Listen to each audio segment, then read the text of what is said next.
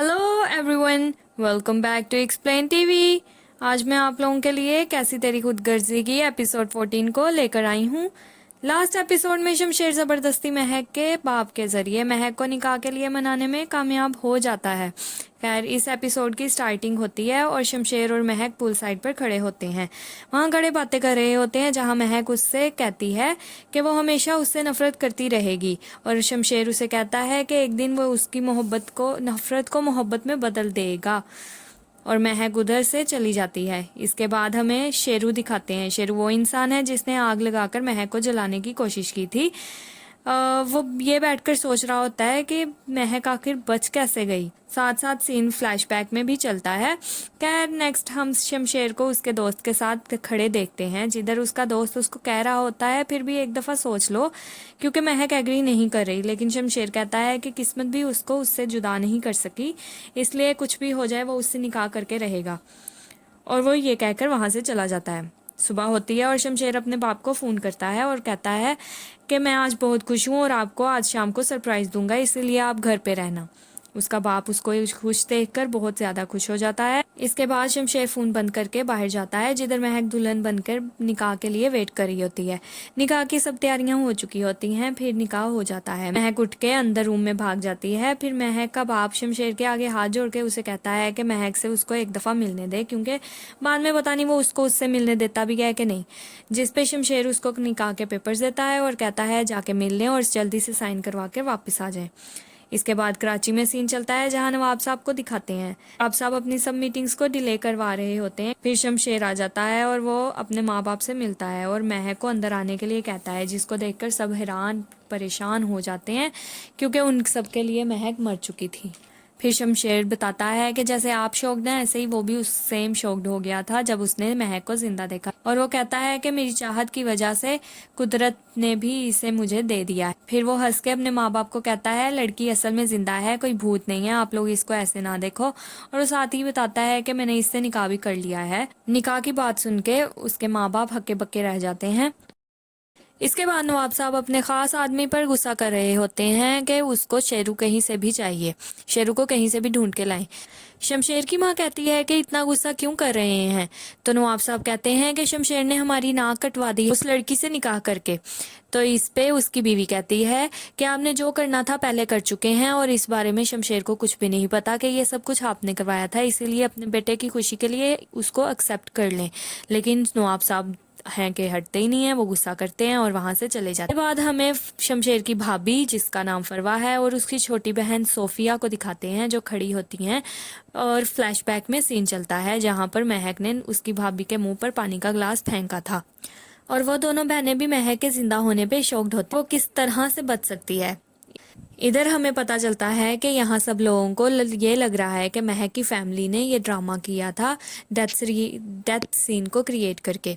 इसके बाद महक और शमशेर को उनके रूम में दिखाते हैं। शमशेर महक से कहता है कि तुम अपने घर में जैसे रहती थी वैसे ही रहो, क्योंकि ये भी अब तुम्हारा घर है। जिस पे महक कहती है कि वो तो भूल ही चुकी है कि वो घर में कैसे रहती थी, अब तो वो ये उसके लिए कैद है। जब शमशेर उसका हाथ पकड़ने लगता है तो वो घबरा जाती है। इस पे शमशेर कहता है कि मैं बस मोहब्बत के बदले मोहब्बत चाहता हूँ और कुछ नहीं।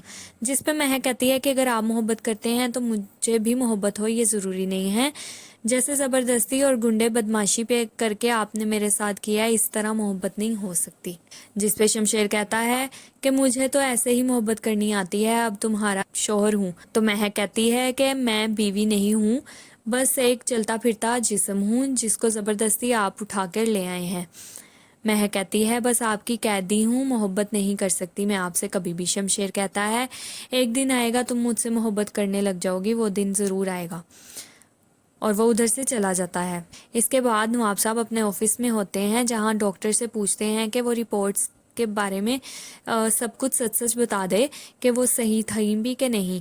जिस पे वो डॉक्टर डर के सच बताता है कि उसे सैंपल्स नहीं मिल रहे थे, क्योंकि जलने के बाद बॉडी के सैंपल्स नहीं मिलते, इसीलिए उससे डर के झूठी रिपोर्ट बना दी थी।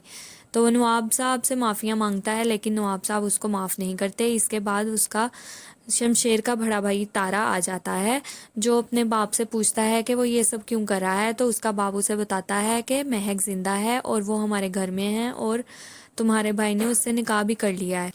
इसके बाद हमें महक की फैमिली दिखाते हैं। महक की माँ उसके बाप से कहती है कि महक के बारे में कुछ पता चला कि नहीं, और वो लोग बहुत मजबूर और परेशान होते हैं क्योंकि उनका राब्ता नहीं हो रहा होता।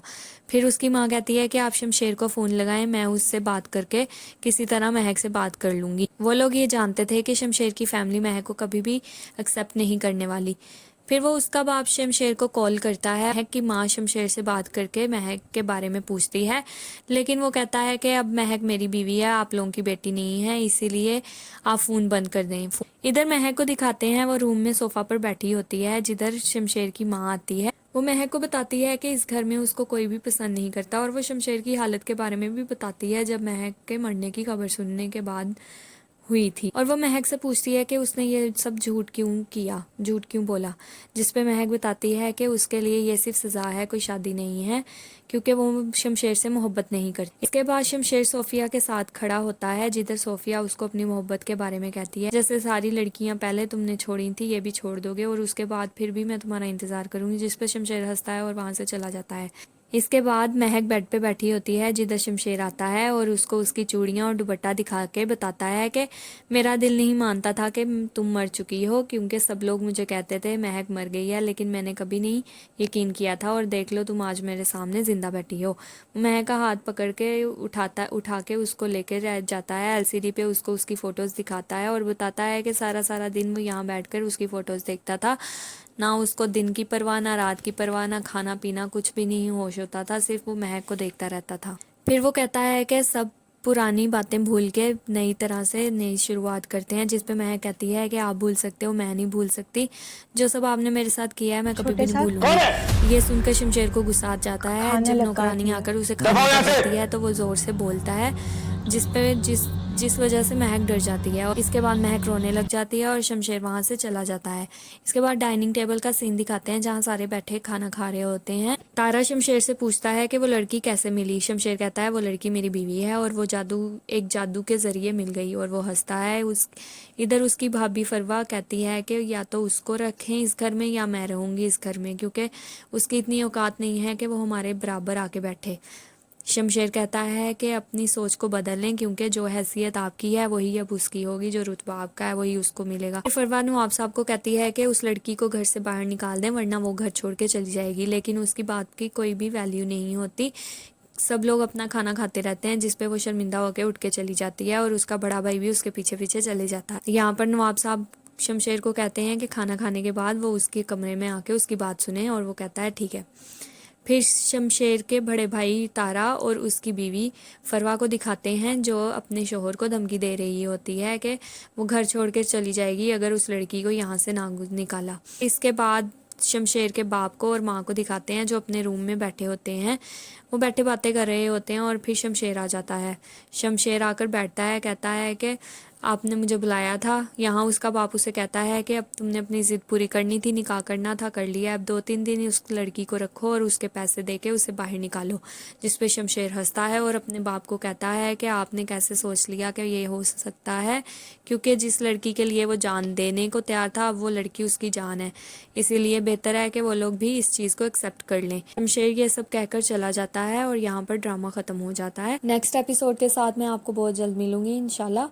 तब तक आप मेरे वीडियो को लाइक करें, चैनल को सब्सक्राइब करें, और बेल आइकन को प्रेस कर दें, ताकि आपको न्यू वीडियोस भी मिलती रहें।